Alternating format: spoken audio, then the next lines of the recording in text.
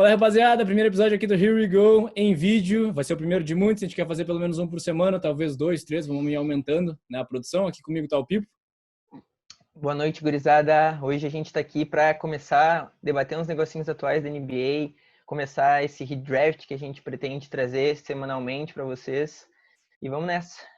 Não deixem de nos seguir nas redes, Instagram, Facebook e no Twitter. Não é Facebook não, Instagram, Twitter e no YouTube.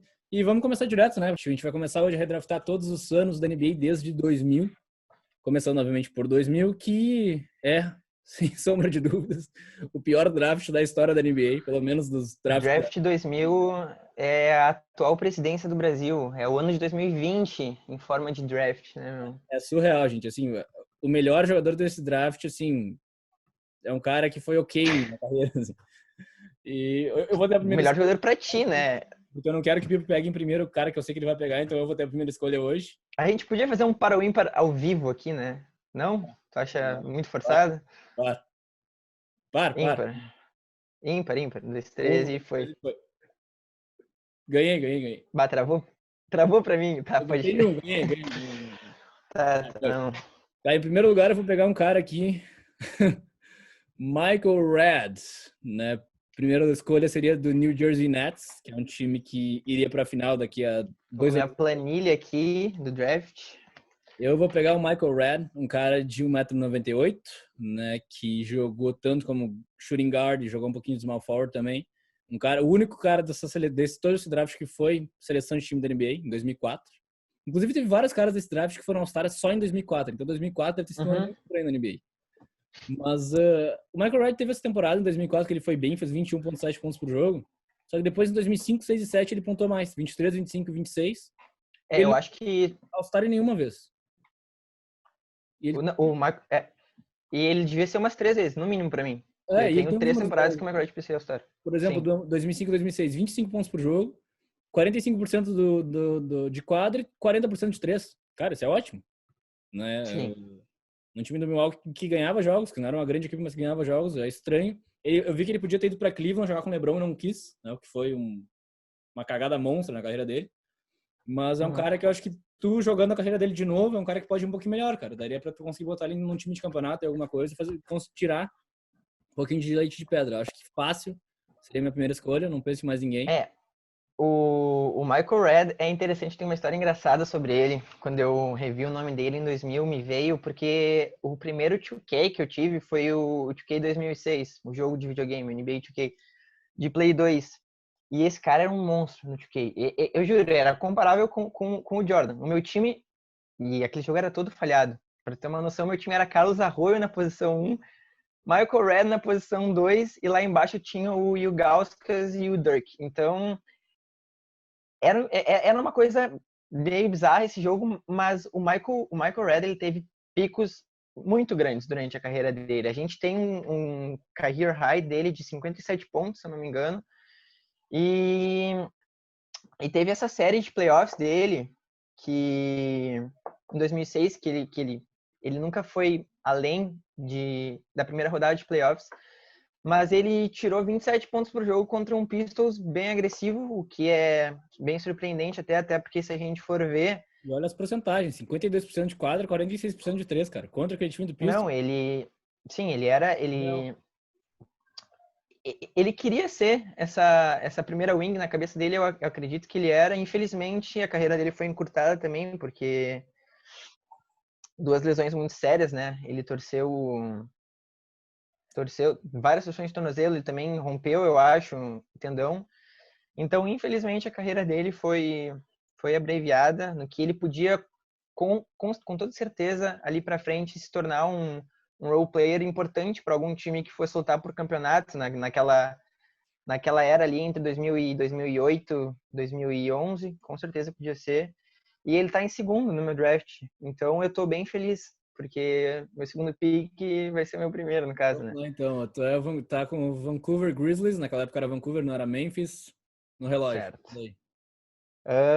Surpreendentemente, eu vou acabar pegando o Mike Miller. O Mike Miller seria a minha primeira escolha. E eu acho que pode ser surpreendente para muita gente, Mas da posição 1 até a posição 4, eu acho que eu tenho argumento para todo mundo ser primeiro pick, porque todo mundo tem uma carreira muito ruim. Muito ruim comparado a outros drafts. E o Mike Miller, o que ele tem de especial? Durante a carreira dele, desde 2000, ele teve um espaço de tempo expressivo em Memphis, onde ele chegou a pontuar 18 pontos por jogo. Foi sexto homem do ano, chutou 40% de 3 na carreira dele, mas o que... Sexto homem do ano 2006, né? Sexto homem do ano 2006. Ele teve uma streak muito boa em Memphis, de 4 anos, onde ele pontuou 13,4 pontos por jogo, depois 13,7, 18,5 e 16,4, e tudo isso acima de 40% para 3. Então ele era um chutador importante, e isso veio a se concretizar.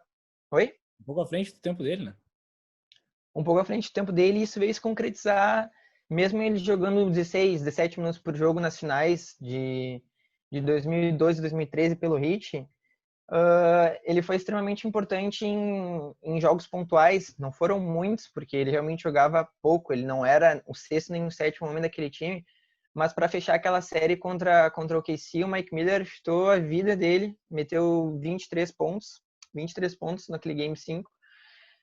E fechou a série para Miami, possivelmente, porque Miami naquele jogo teve aquele boom, o jogo estava parelho, e teve aquele boom de bola de 3, onde o Mike Miller foi a peça principal, metendo bola assim, contra o Spurs, 7 de 8, eu acho.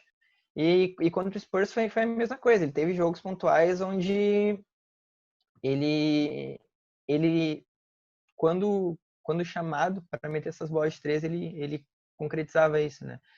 Então, esse nosso draft, tipo, na época e agora, eu acho que seria um cara bem útil hoje em 2020, tendo no elenco, como teu oitavo cara, ele de repente só pra meter uma bola de 3 desafogo, eu vejo ele funcionando muito bem. E é um cara que sabia jogar basquete, né? Apesar de ele não ser estelar, ele sabia jogar. Eu gosto do Mike Miller. Então é uma... não, só pra encerrar, totalmente julgável. Se vocês quiserem nos xingar por essas escolhas, é muito difícil esse draft, é muito ruim. Então, segue aí pro... Cara, o 10º jogador vai ser assim, um cara que vocês nunca ouviram falar, mas enfim. Terceira escolha, eu tô com o Los Angeles Clippers. E eu vou, cara, com uma escolha que não foi All-Star, não foi nada na carreira, Edo Turkoglu. É isso aí, gurizada. O cara da Turquia, Turkoglu, ele chegou na final. Aliás, Turkoglu é fascista, só para deixar claro aqui, mas depois eu comento isso. Eu não sabia disso, eu não conhecia o suficiente. Mas Fala aí. em 2009, Turkoglu na final com o Magic. Em 2008 ele teve um ano bem bom, 20 pontos por jogo, 46 de 2 de provavelmente de quadra. 40% de 3 e 82% de lance livre, né? Ele foi bem nas finais contra o Lakers, claro que não tinha muita coisa que fazer, e o nome dele nunca ia permitir que ele fosse All-Star, porque é um nome totalmente não marketável. Mas, cara, como eu digo, num draft desses, o Turkoglu é um cara que hoje conseguiria botar ele para chutar uma bola de 3 no canto, sabia jogar um basquete, sabia marcar mais ou menos decente. Não nada de muito especial, assim, só que eu acho que ele teve um auge ali um pouquinho mais eficiente que a maioria dos outros caras dessa lista. Eu acho que o Turkoglu é um caso estranho de quem estava um pouquinho à frente do tempo dele também. Seguindo o exemplo do Tony Kukoc, mas era aquele ala pivô com entre 2,5 e 2,10 que conseguia armar, consegue chutar por cima das pessoas. E então eu particularmente gostava do jogo dele. Ele foi uma peça importante sim para o Magic chegar nessas finais, apesar de depois de ter chegado nas finais não ter o que fazer lá, né? Era muito distância de time, né? O Lakers era muito mais time que aquele time do Magic, não era muito comparável. Sim, ele foi MIP também, eu não sei se tu comentou, né? Mas ele foi Most Improved Players em 2018, um ano antes da run até as finais. Mas eu tentei botar esse cara o máximo que eu pude para baixo, porque realmente o Turkoglu é fascista. Isso me incomoda muito. Isso me incomoda muito. O Kanter é um jogador que é bem ativista em relação a problematizar toda a cultura do país, e o Turkoglu desses tempos estava xingando ele no Twitter. Aliás, tudo se faz por Twitter hoje, é inacreditável, né? O Kanter, inclusive, ele tava com problema de não conseguir voltar pra Turquia, né? Ele foi bem ativo agora no Black Lives. Inclusive todo o time de Boston, o que é bem legal, porque Boston é uma cidade historicamente muito racista. Mas a organização sempre foi muito progressista, né? Sempre brigou muito com a cidade em relação a isso. E todo o time de Boston, inclusive o Kanter, estavam estavam nos protestos. Inclusive, vou dar já que a gente tá falando do Kanter, estatística legal do Kanter. O Kanter é conhecido por ser um péssimo defensor. Esse ano, o defensive rating dele tá acima do Kawhi Leonard. É claro que não quer dizer nada, mas joga minha dúvida só pra deixar aí. Mas enfim, Pipo, quarta escolha, está o Chicago Bulls, relógio. Quarta escolha, eu não acredito que sobrou até aqui, porque ele foi o primeiro pick daquele ano, né? E é o nosso querido Kenyon Martin, O único que cara tem um dessa nome... lista que tem nome de jogador de basquete.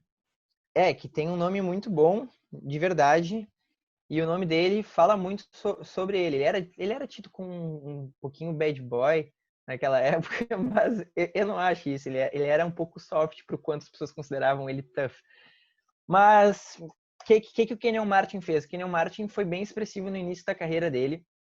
Ele chegou a 2 finais com o Nets e foi o segundo melhor jogador daqueles 2 anos, no caso, né? O Kenyon Martin, no início da carreira dele, ele tinha ali 15 pontos, 16 pontos por jogo, variava entre 7 rebotes, depois deu um boom nos rebotes, e aí ondulou entre 8 e 10, e ele era um jogador acima da média defensivamente. Ele não era nada especial para proteger o garrafão, ele era até um pouco magro pro quanto esses anos de Pequeno também. 2000 até 2000. E pequeno. Ele era um pouco menor do que ele deveria para batalhar contra os pivôs físicos da época entre 2000 e 2007. A gente ainda tinha bastante imposição dos pivôs antes do jogo começar a se tornar mais um jogo de chute. Mas ele diz muito sobre ele. Foi uma vez ao All-Star, mas diz muito sobre ele quando eu separei um stat aqui. A gente trouxe o ônus dele ser pequeno na defesa, mas o Kenyon Martin, por ser um jogador da posição 4 ou 5, a gente espera desses jogadores um alto aproveitamento de arremesso. E esse cara, durante os bons tempos da carreira dele, que foi o início da carreira dele, ele não conseguiu passar de 50% em aproveitamento de quadra.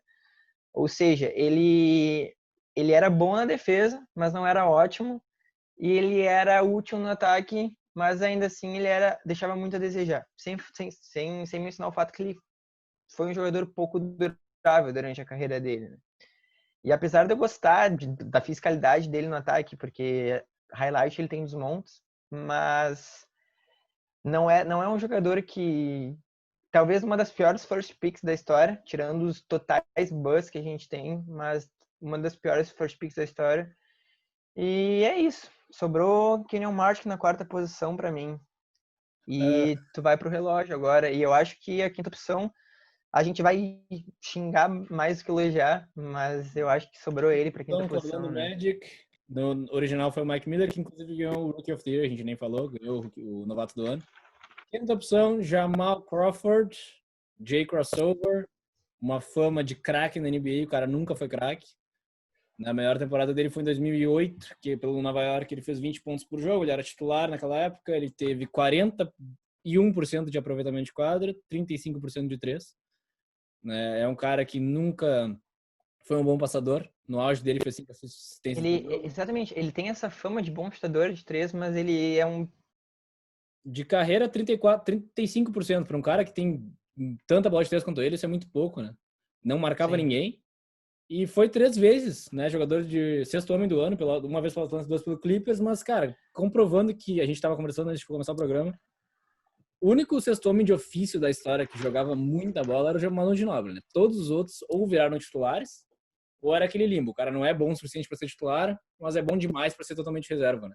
Esse é o caso do Jamal Crawford, um cara que tu vê pelo físico dele que ele não levanta peso, que ele não vai pra academia, que é um cara que é só no talento, ele tem talento, né? Um cara que sabe jogar basquete, mas é um cara que é um jogador de rua na NBA, né? Como a gente estava falando do Low Williams, eles são da mesma prateleira ali. E o Crawford, ele tem umas jogadas maravilhosas, ele tem jogos de 50 pontos, acho que é o mais velho até ter um jogo de 50 pontos.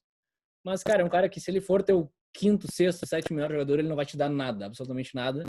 Então, tá aí, é a quinta escolha, porque não tem mais ninguém. É um cara divertido de se jogar, se não tiver ninguém no teu time, ele vai te fazer uns momentos legais, mas é isso aí. Ele é jogador de praça, como a gente diz, né? E a gente estava comentando essa questão do sexto homem e já cogitaram dar o nome dele para esse troféu, né? Já teve buzz sobre isso em rede social e até na própria NBA, em transmissões, a gente já teve o acesso da informação que já cogitaram dar o nome do Jamal Crawford para esse torneio, mas é exatamente o que o Marco falou: se esse cara for teu sexto homem, tu não vai a lugar nenhum. A gente até estava conversando antes, no off das câmeras, que o Leandrinho, por exemplo, foi um jogador, quando sexto homem, que brilhou mais do que o Jamal Crawford durante a carreira inteira dele vindo do banco. O Leandrinho foi muito mais útil para aquele time do Suns, não numericamente falando, porque os números do Jamal Crawford sempre vão ser mais expressivos, porque ele necessita da bola, e ainda assim o Leandrinho ficou, em questão de stats, talvez um degrau abaixo, mas porque ele contribuía muito mais para aquele time do Suns de maneira diferente. É isso que a gente espera de um sexto homem. A gente espera um Lamar Odom da vida, a gente espera um Manu Ginobili, que é o maior sexto homem da história, e não o que a gente tem do Jamal Crawford, sabe? E fazer o quê, né? A gente O Sexton é um cara que tem que sacrificar, né? Não é um cara que tem que tirar. O Jamal Crawford tira dos outros para pontuar 20 pontos por jogo, né? O Ginobili Sim. é um cara que, ao meu ver, se jogasse 35 minutos numa partida como titular, principal pontuador, fazia mais de 25 por jogo com uma eficiência próxima de Sim. superestrela, assim. A gente vê o que o Ginobili fez na seleção argentina, no caso, né? Ele sacrificou isso para ganhar 4 títulos com o Spurs, né? Não tava no primeiro, mas tava nos outros 4. E, cara, faltou um MVP de finais pro Ginobili. Acho que em 2014 cairia muito melhor nele, que não teve, do que nunca vai, né? Sim. Então é uma pena isso. Se o Jamal Crawford realmente ganhar o nome do prêmio, quer dizer que esse prêmio é o mais que tu não quer ganhar da NBA. Inútil, mas inútil da NBA. Não Mas, serve enfim, para absolutamente nada. sexta posição. Pois então, a gente agora perde um pouquinho de vocabulário e de argumentação, porque fica bem difícil agora definir quem vem em cada posição. Mas eu selecionei, por puro clubismo, o Ed House na posição 6. E se,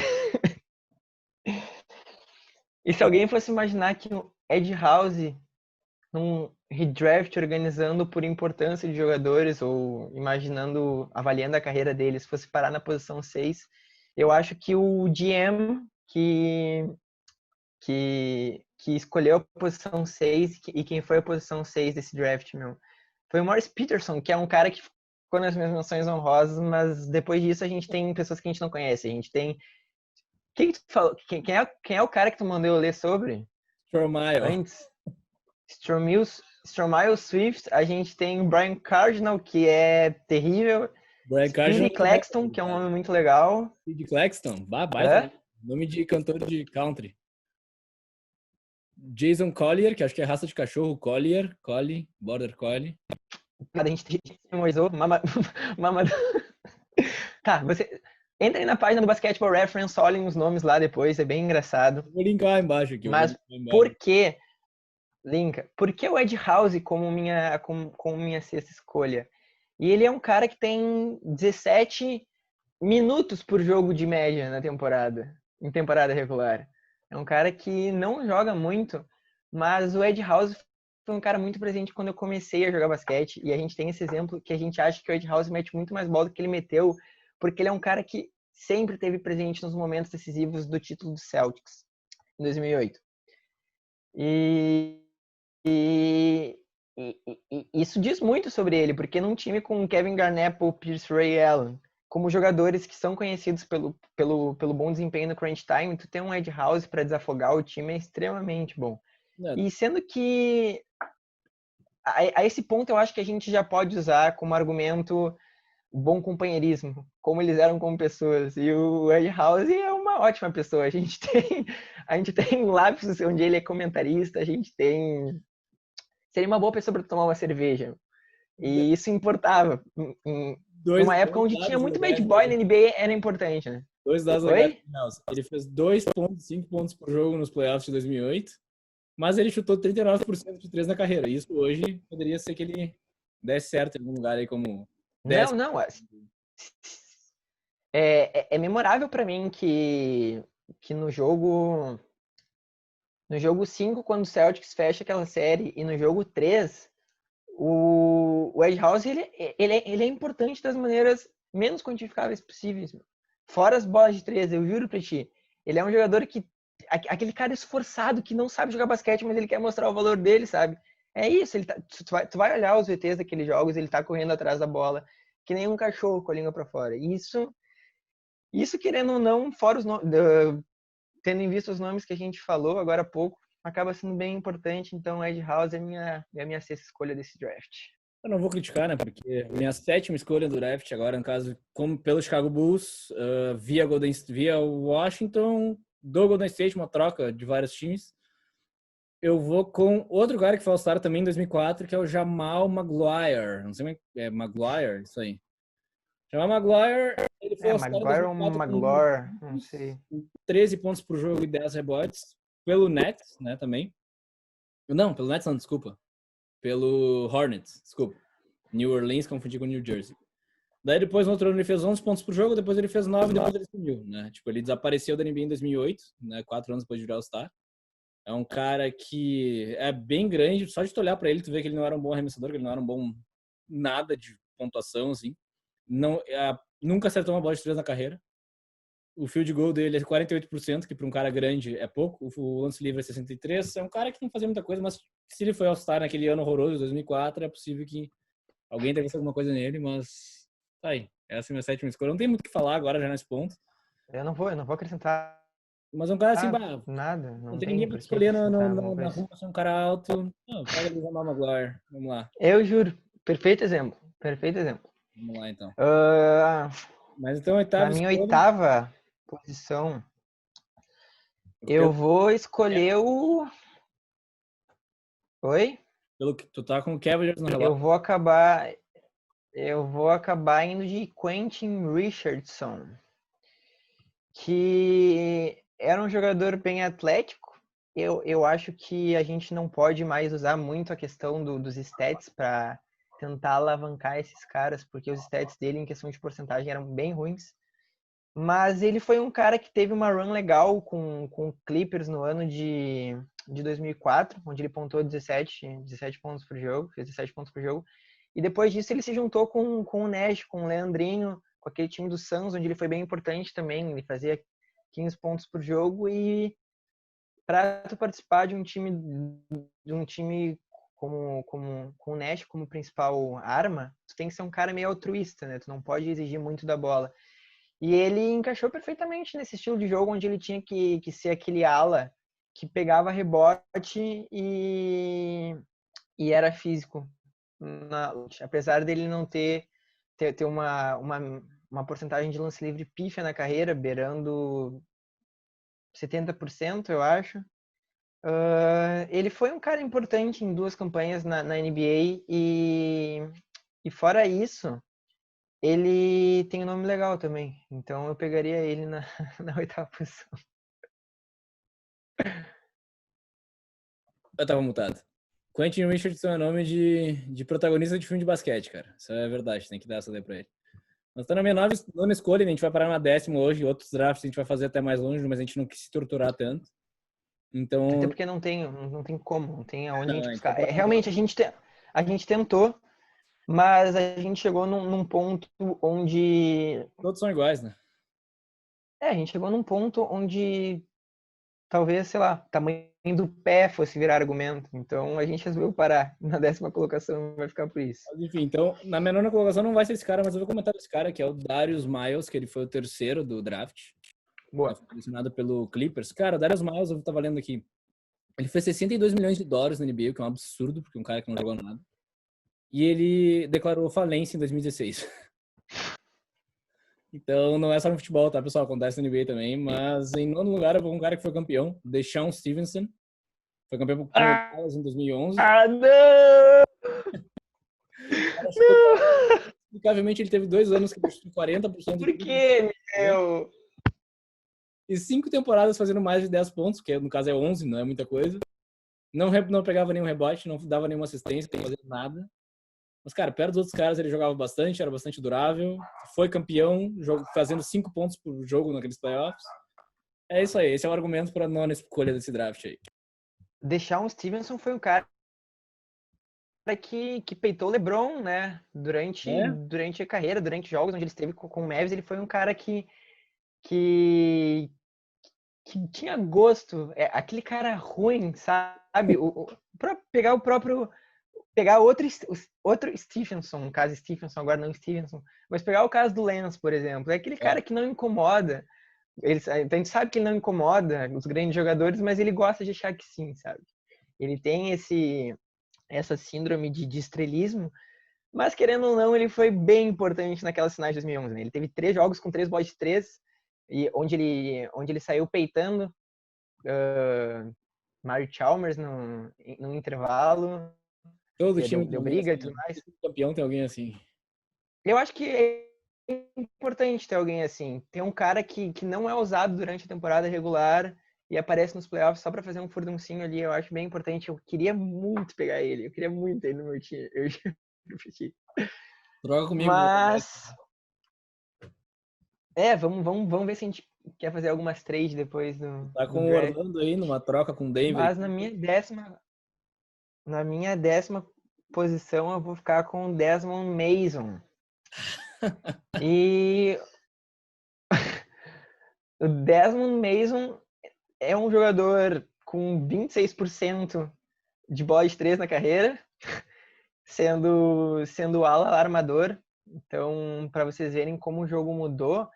Mas esse cara, para vocês terem uma noção, ele era tão bem visto no início da carreira, onde na segunda e na terceira temporada ele teve ali 13 pontos por jogo, 14 pontos por jogo, que ele foi o principal jogador envolvido na troca, onde do Ray Allen, no caso, né? Onde o Bucks deu o Ray Allen e pegou ele. Ou seja, se eu fosse picar um jogador sabendo que eu vou conseguir que eu vou conseguir o Ray Allen por ele, eu pegaria esse cara em primeiro desse draft. Mas acontece que ele era muito ruim em eficiência. Ele era terrível. O Desmond Mason não ajudava em nada. Eu não tenho outra coisa para falar, na verdade. Eu procurei os highlights dele e é algo... 17 pontos por jogo. Ele foi campeão do concurso enterrado, então ele era bastante atlético. Mas é isso aí, pessoal. Sim, é isso que eu ia falar. Eu procurei os highlights dele e se abstém a enterrada. E ele era um jogador que acabou umas carreiras aí, como a gente pode ver no YouTube, mas fora isso, inútil. Fora a troca pelo Ray Allen. Se eu fosse conseguir o Ray Allen por ele, eu teria picado ele em primeiro nesse draft. Então a gente vai ficando por aqui nesse nosso draft, né, cara? Como a gente falou, como eu falei lá no começo, é o pior draft da história da NBA. A primeira escolha foi o Michael Redd. Eu peguei o Michael Redd, pegou depois o Mike Miller. Nenhum desses jogadores desse draft aqui são caras que, se tu refizesse a carreira de todos, acho que o único que tinha chance de ser 2 vezes All-Star era o Michael Redd, que já deveria ter sido umas 2 ou 3 vezes. Mas nenhum outro cara, eles foram o que eles podiam ser, né? Nenhum outro cara tinha muito talento. Foi um draft que na época já não era muito esperado, como o de 2021, draft de 2020. Vai ser horroroso, né? Já tá pelo menos prevendo, assim, parece bem ruim. Não sei se tanto. Mas esse vai ser de longe o pior do que a gente vai fazer. E a gente vai ficando por aqui.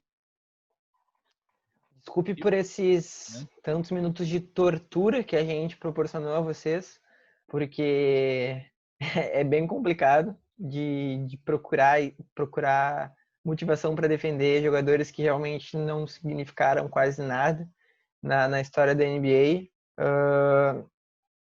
E não tem aquela também do teste visual aqui. Todo mundo realmente deu underachieve na carreira, bastante underachieve.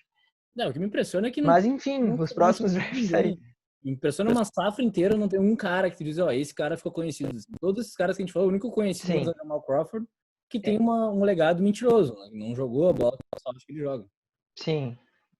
Foi um ano completamente desperdiçado, e até porque comparando com os próximos 3 anos, eu não sei como teve uma diferença tão sei lá, acabou. É isso, eu não tenho mais nada para falar. Vamos ficando por aqui, foi então. Foi legal e a gente... Primeiro episódio em vídeo aqui, né, do Here We Go. fazendo redraft de 2000. A gente vai falar algumas novidades, depois pular para o redraft. Deixem os comentários, sugestões por aí. Comentem quem vocês pegarem em primeiro, segundo, terceiro desse draft. Se vocês tiverem vontade de procurar as estatísticas, eu não aconselho. Mas é isso aí, pessoal. Ficando por aqui. Até a próxima. Tchau, tchau, gurizada.